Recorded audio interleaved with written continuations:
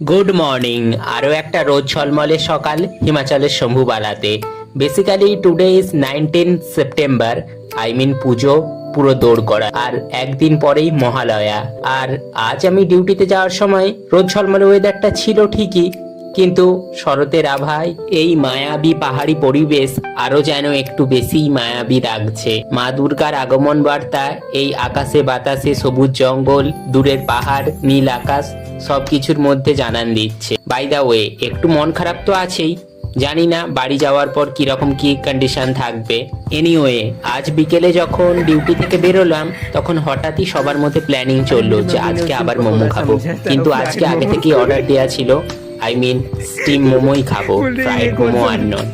আর সেটাকে নিয়ে আমার সঙ্গে মায়ের যে কনভারসেশন আগের দিন চলেছে, সেটাই আমি আমার কালিগদের বলছিলাম, যারা এখানকার হিমাচলের বা উত্তরাখণ্ডের। ওরা তো শুনে খুব হাসাহাসি করছিল, বেশ মজা লাগছিল। এই সব জিনিসগুলোই পরে মিস করব।